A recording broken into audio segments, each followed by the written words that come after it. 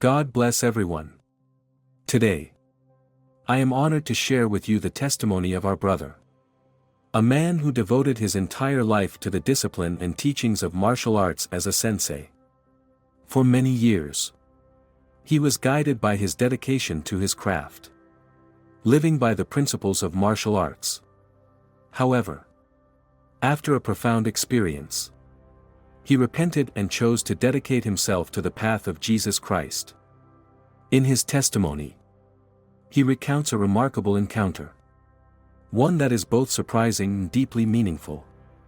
He claims to have seen Bruce Lee, a man he had admired for years, during a spiritual revelation that played a significant role in his conversion.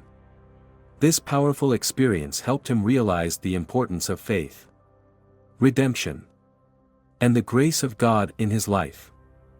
I will now read his letter to you, in his own words, as he shares the incredible journey of his transformation. If you believe in God and near-death experiences, subscribe to Life at NDE today.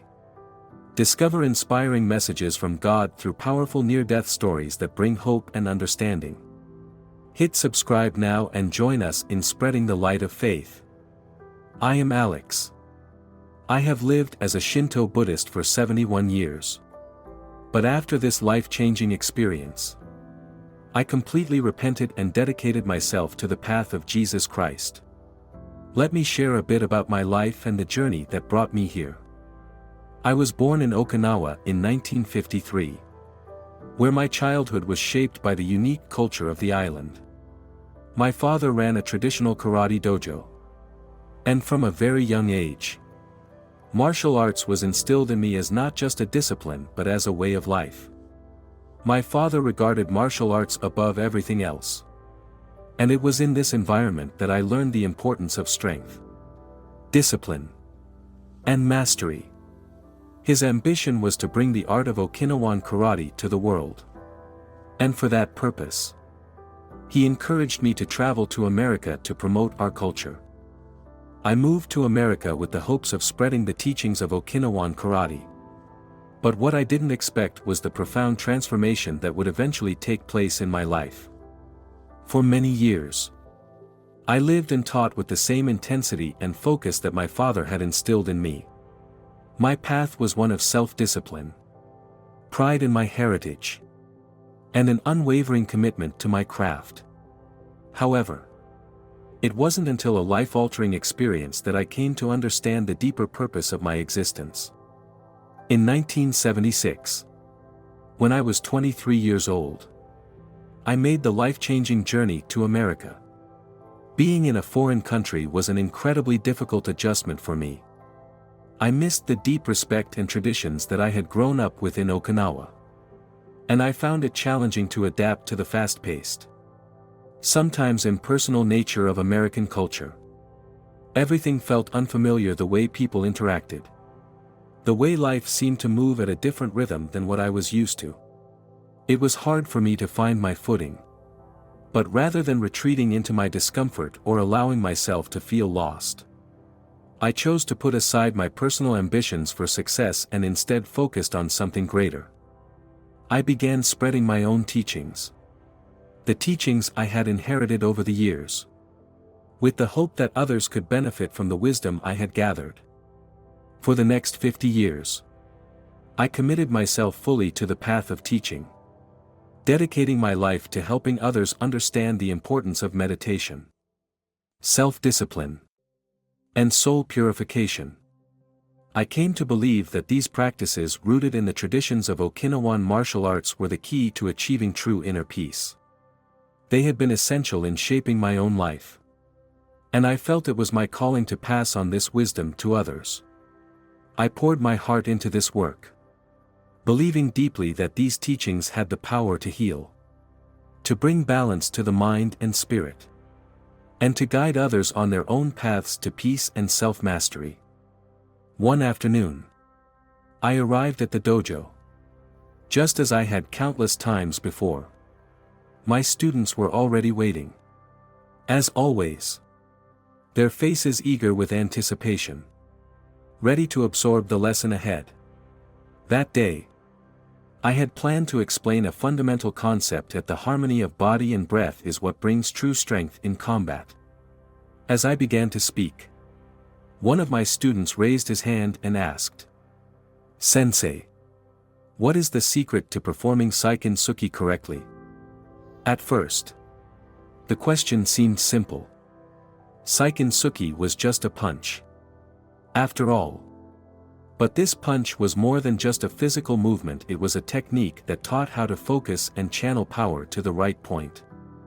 A precise release of energy that could make all the difference in a fight. It was a movement that embodied the balance between strength and control, breath and force. Though I had demonstrated it hundreds of times before, I knew that each time I performed it, it had to be with the same care, the same precision, the same focus. I took my stance, inhaled deeply, and, as I had done countless times, I thrust my fist forward with all the power and concentration I could muster. Each movement was deliberate, each breath a part of the flow. But as I completed the punch and exhaled, something unexpected happened. A sharp pain suddenly shot through my chest, more intense than any I had ever experienced. It was as if my breath had been stolen from me, and every ounce of energy I had used was instantly drained. My body felt as though it were betraying me. My knees began to tremble, and before I could react, I collapsed to the floor. The dojo, the students, and everything around me seemed to fade into the background as I struggled to catch my breath.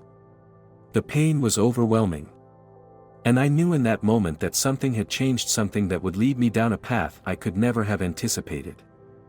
I took my stance, focused deeply, and with one sharp breath, I thrust my fist forward, pouring all the energy I had into the punch. Every muscle in my body, every ounce of strength, was channeled into that singular motion. But as I completed the punch and exhaled, something went horribly wrong. A sudden, sharp pain exploded in my chest, unlike anything I had ever felt before.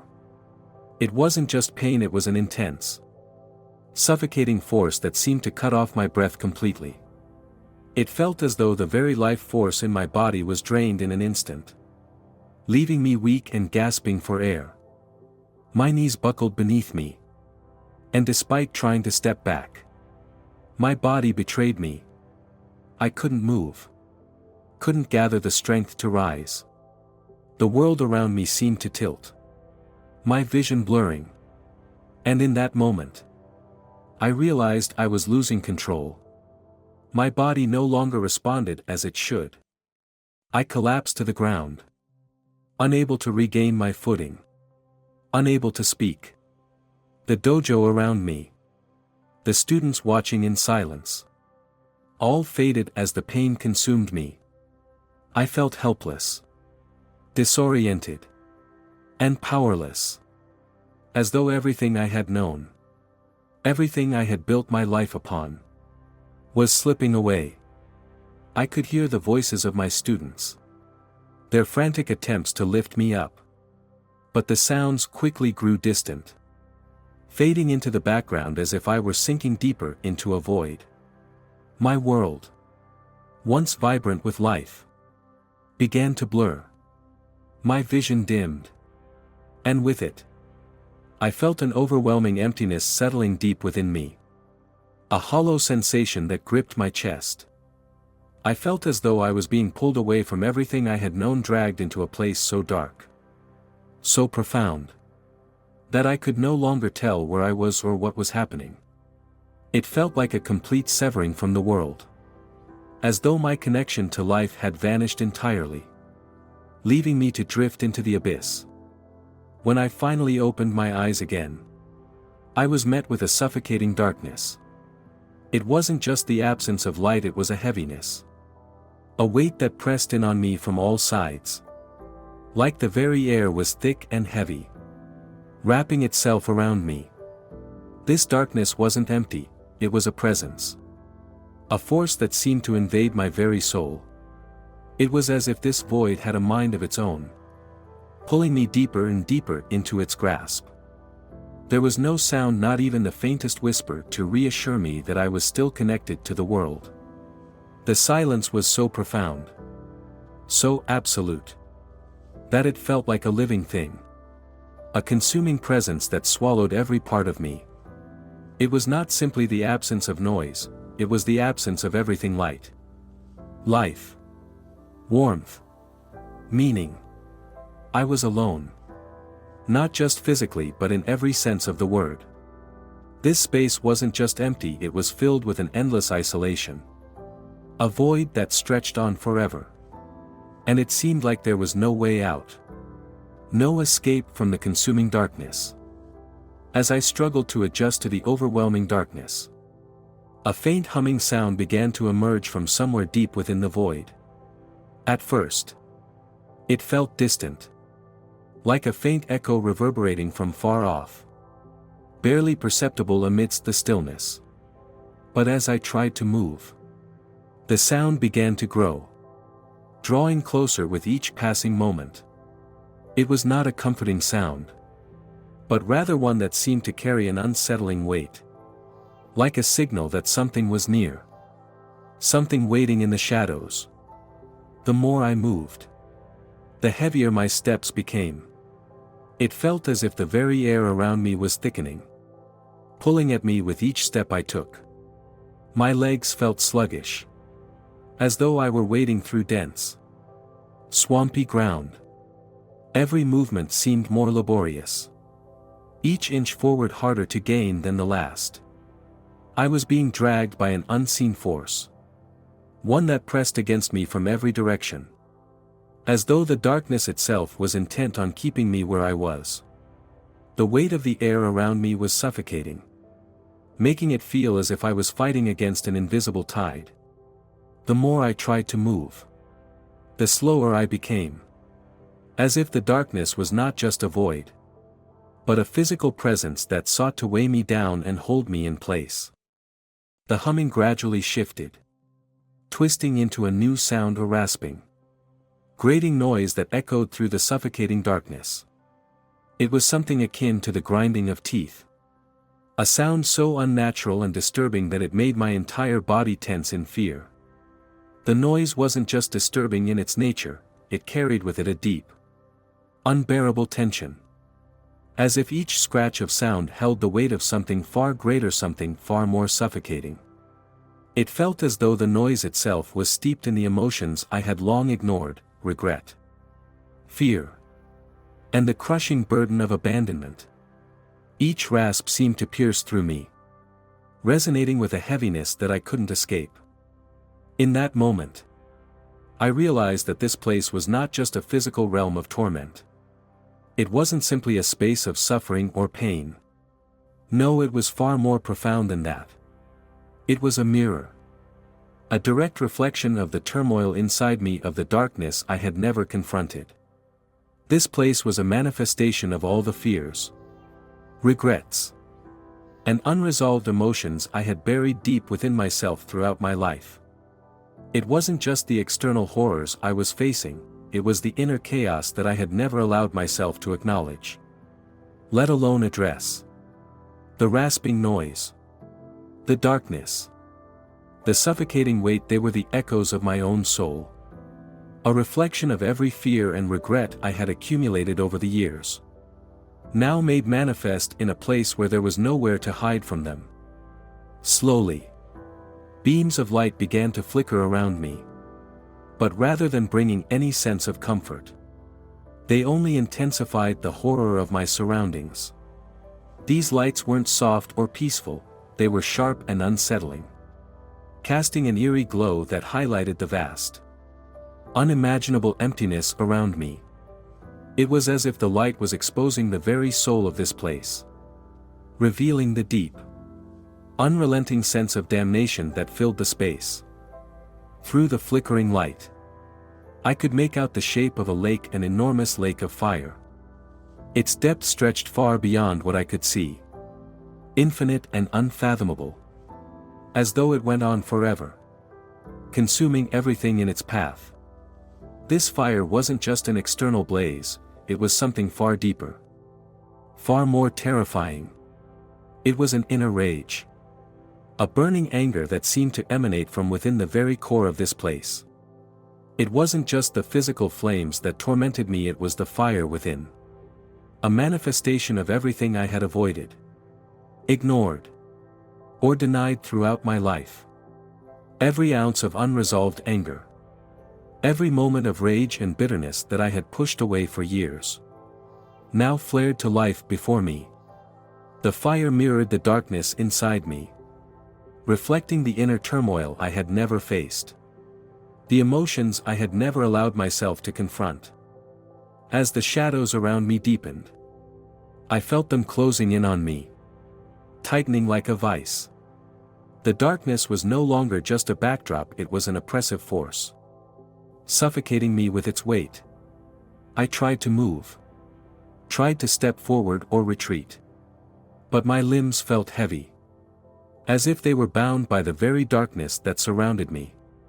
Each movement I attempted was slow and labored, as though I were struggling against an invisible force that held me in place. The weight of the darkness pressed down on me, making it feel as though I were being crushed, trapped beneath an immense pressure I couldn't escape. With each passing second, a growing sense of dread began to settle in my chest. I realized, in that moment, that there was no way out of this place. There was no escape from the suffocating shadows. No route to freedom. This wasn't just a physical space of torment, it was something deeper. Something more insidious. It was a spiritual prison. And I was its captive.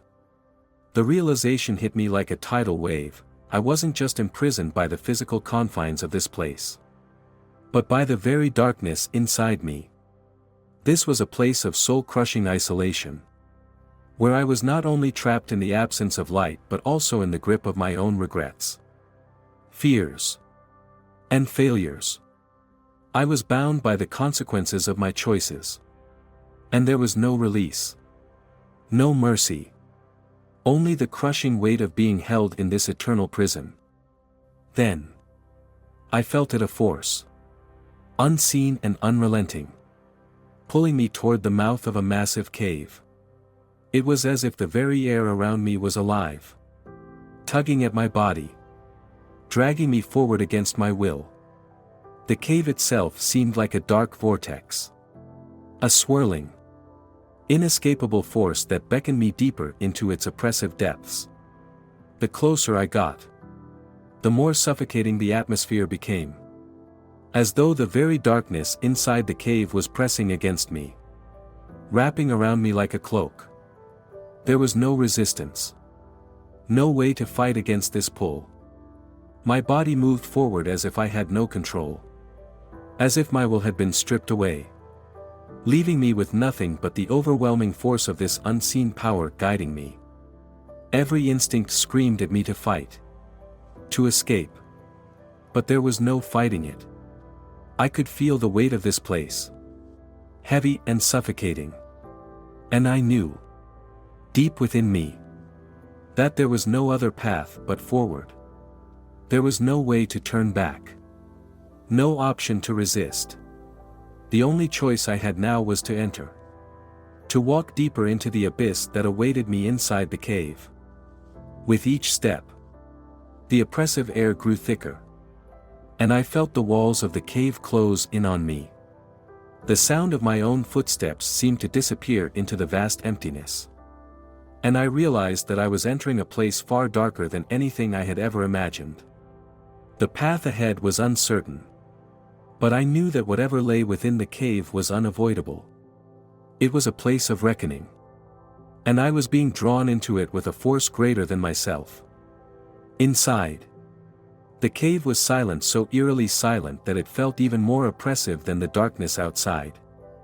The stillness hung in the air like a weight, pressing down on me, as if the very silence itself was a living entity, suffocating me with its heaviness.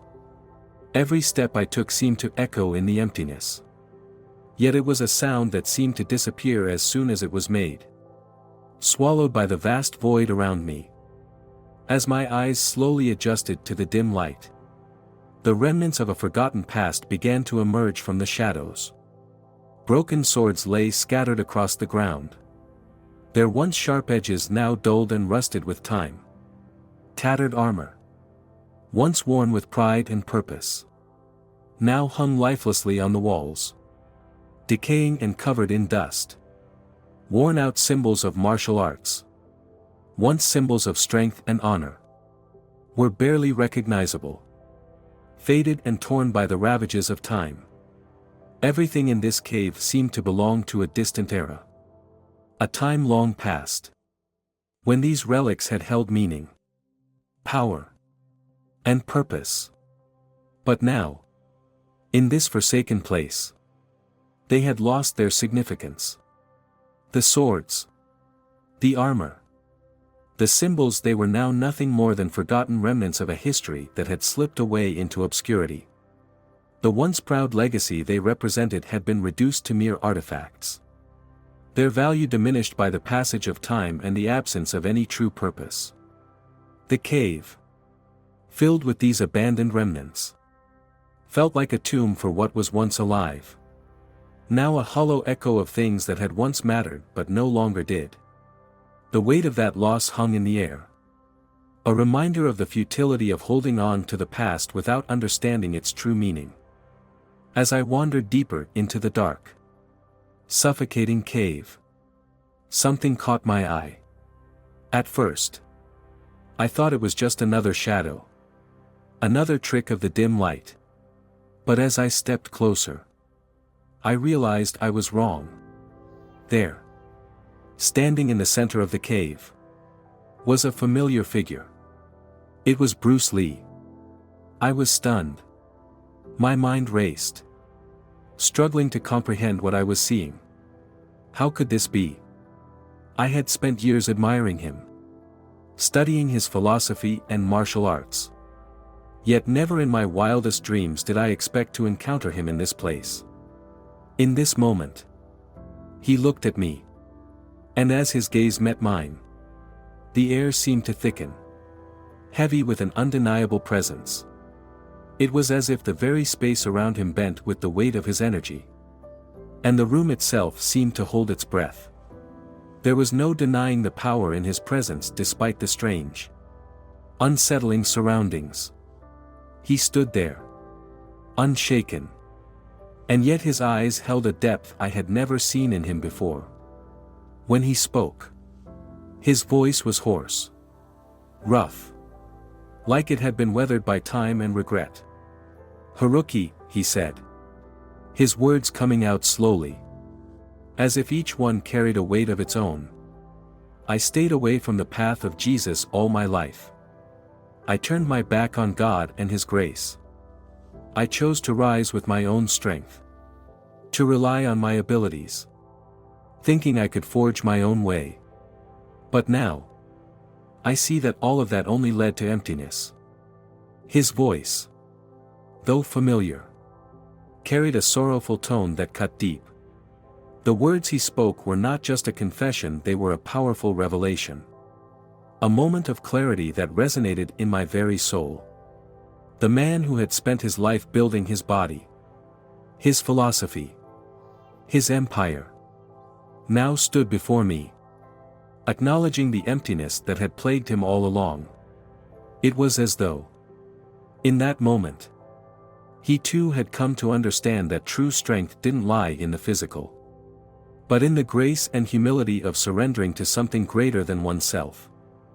"Haruki," he said, his voice thick with a deep sorrow that seemed to echo through the very air. His words carried the weight of a lifetime of unspoken truths, each one heavy with regret and understanding. "I stayed away from the path of Jesus all my life. I turned my back on God and His grace. I believed in my own strength, in my own ability. I thought I could rise on my own, carve my own way to freedom, that I could achieve everything through sheer will and skill. But now, I see the truth. All of that. All the strength. All the success, it led only to emptiness. It was all for nothing. In the end, nothing I achieved mattered without him. I was blind to it. But now I understand. I was wrong. I rejected the one path that could have saved me.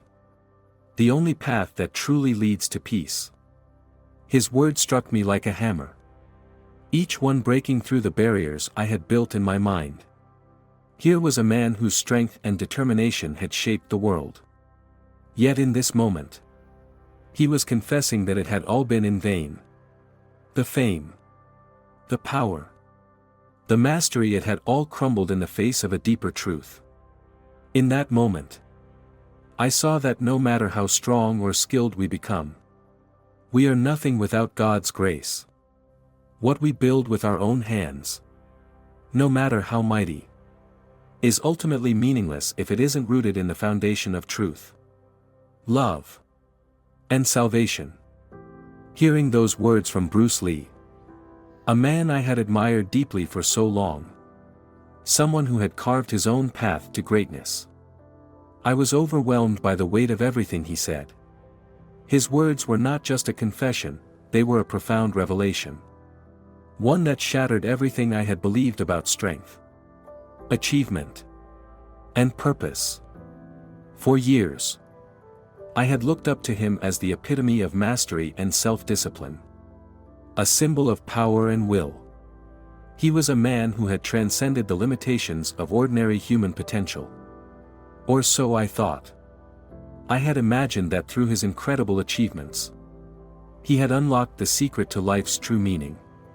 But now, in this moment, I saw him for what he truly was, a man who, despite all his greatness, had faced the same emptiness that I had confronted. And it was a humbling realization. Bruce Lee, with all his strength, fame, and knowledge, had come to understand something I had refused to acknowledge for most of my life. He had realized that despite all the accolades and victories, none of it mattered in the end without God.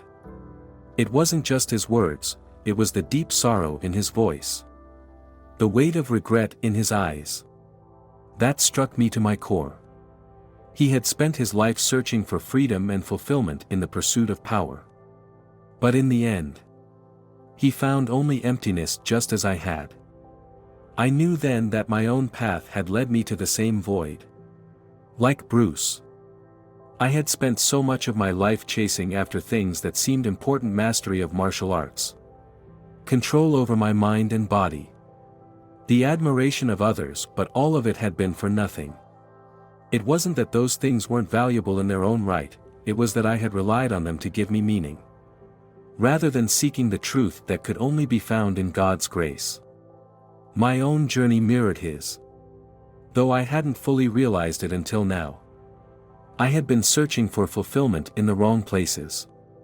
And I saw with clarity that, like Bruce Lee, I had been pursuing something that could never truly satisfy my soul.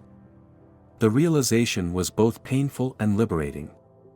It was painful because it meant confronting the truth that all the effort, all the striving, all the time spent mastering my craft, had not brought me what I truly needed.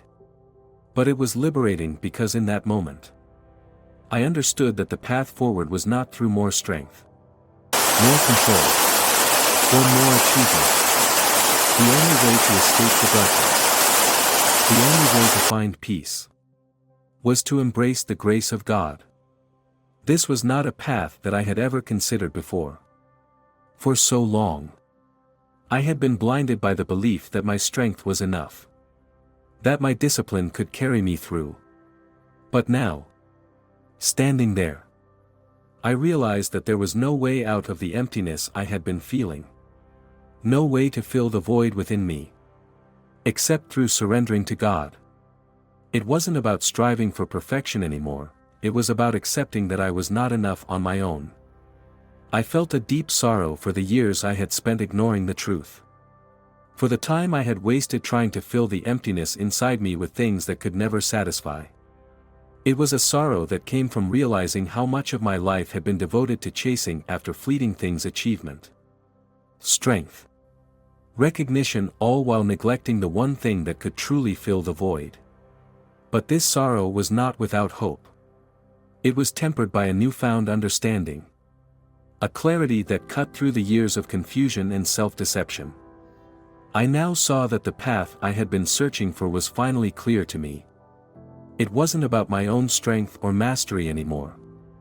The true path was one of grace, faith, and the unconditional love of God. I now understood that it was only through Him that I could ever find lasting peace, freedom from my inner turmoil, and the fulfillment I had been desperately seeking. As Bruce Lee's words continued to resonate deeply within me, I felt an overwhelming sense of gratitude. I had admired him for so long, not just as a martial artist, but as a symbol of strength and resilience.